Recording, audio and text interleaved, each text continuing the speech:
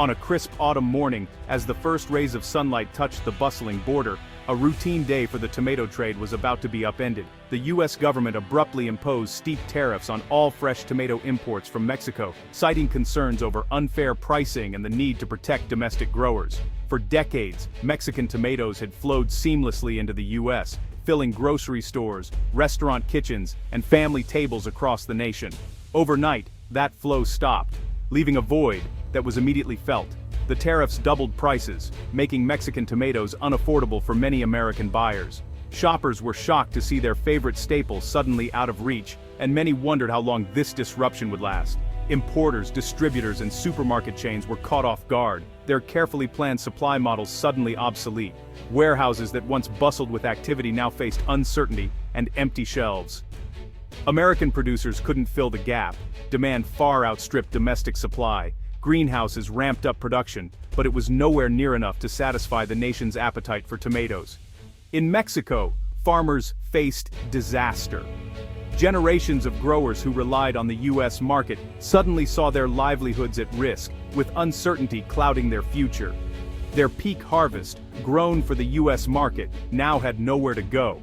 Crates of ripe red tomatoes sat waiting, destined to spoil without buyers or transport. The sudden policy shift threatened livelihoods and left fields of perishable goods with no buyers. Entire harvests risked being lost, and the economic impact rippled through rural communities. Confusion and frustration spread on both sides of the border. Truck drivers, business owners, and officials scrambled for answers, unsure of what the next day would bring. U.S. businesses scrambled for alternatives, reaching out to new suppliers in distant countries, but quality and costs remained uncertain. Meanwhile, Mexican associations condemned the move as a violation of free trade agreements, organizing protests and demanding action from their government. The humble tomato became a symbol of a much larger trade war, representing not just food, but the livelihoods and economies of two nations. The continent's integrated food economy was about to be tested as never before, with every link in the supply chain feeling the strain.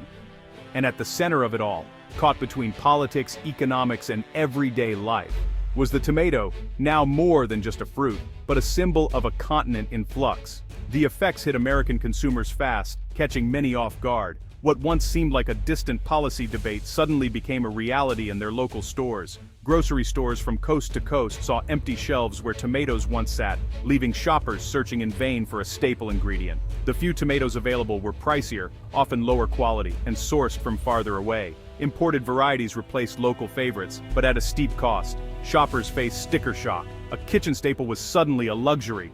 Many found themselves debating whether to buy tomatoes at all or to do without. Restaurants, especially pizzerias and Italian eateries, struggled to maintain menus or absorb costs. Chefs scrambled to find alternatives, and some dishes disappeared altogether. Many small businesses had to raise prices or change recipes, risking customer loyalty. Owners worried about losing regulars who balked at higher bills or unfamiliar flavors. Food distributors and wholesalers faced chaos, broken contracts, missed deliveries, and empty warehouses. The supply chain, once smooth and reliable, was now unpredictable. Scrambling for new suppliers meant higher costs and longer shipping times. Every link in the chain felt the pressure, from truck drivers to store managers. The price hikes rippled through the entire food industry. Meetings were held, budgets were revised, and tough decisions had to be made. For the first time, many Americans realized how global trade shaped their daily meals. News stories and social media posts brought the issue home in a way statistics never could. The tomato tariff was no longer an abstract policy. It was a daily inconvenience and a financial burden. Shoppers felt the pinch every time they checked out. Dinner tables across the country buzzed with talk of trade, food security, and the true cost of protectionism. Families wondered what other everyday items might be next, and how long they could afford to keep up. Mexico didn't wait for a political solution. Instead, growers and logistics experts pivoted quickly, redirecting tomato exports north to Canada, Canada, though a smaller market, needed fresh tomatoes, especially in winter. Mexico invested in new cold chain rail routes, bypassing the US border and delivering directly to Canadian hubs. State-of-the-art cold storage facilities along the route ensured quality and steady supply. This shift modernized Mexico's export infrastructure and reduced its dependence on the US. Mexican growers chose action over waiting, building a more resilient, diversified export model. The world took notice. Mexican agriculture was adaptable and innovative. The tomato crisis became a showcase for rapid, strategic adaptation. Canada saw opportunity in the chaos. With the US sideline, Canadian importers moved fast, forging new partnerships with Mexican growers. They offered multi-year contracts, giving Mexican farmers stability and guaranteed prices. In return, Canadians enjoyed a steady, affordable supply of high-quality tomatoes. Even in winter, Canada expanded cold storage and streamlined customs to handle the influx. The new partnership flourished, providing food security and reducing reliance on US intermediaries. For Mexico and Canada, the crisis sparked a stronger, more direct economic bond. When one trade door closed, another opened, through strategy and shared interests. This wasn't just about tariffs, it was about logistics. Mexico's rapid pivot succeeded because of new rail lines and cold storage, the invisible backbone of trade. The crisis exposed the fragility of supply chains built only for cost, not resilience. Mexico and Canada prioritized reliability and diversification over pure efficiency. The private sector led the way, adapting faster than governments. When one route closed, the market found another, quickly and creatively. The lesson: physical infrastructure is as vital as political agreements. Nations that invest in logistics gain the power to choose their partners and weather disruptions. In the new global economy, logistics is king. The tomato tariff didn't just affect prices, it fundamentally reshaped the landscape of North American trade, sending ripples through supply chains and economies across the continent. The US, in an effort to protect its domestic tomato growers, ended up sparking unintended consequences.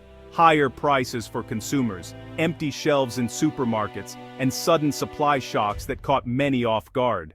Meanwhile, Mexico seized the opportunity to diversify its export markets, proving it could thrive and even expand without relying solely on the US for its agricultural exports. This shift led to a new era of cooperation between Mexico and Canada, as the two countries forged stronger trade partnerships, built on robust contracts, advanced logistics, and a shared vision of mutual benefit and economic growth.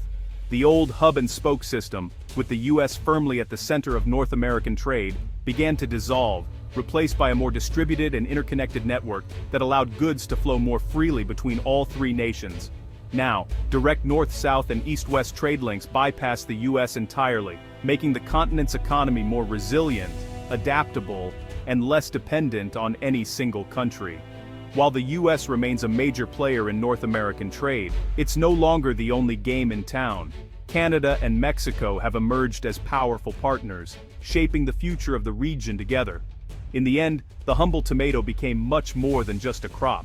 It became a symbol of a new, more flexible, and dynamic North American economy, where adaptability and cooperation are the keys to success. The Great Tomato Shakeup offers a clear lesson.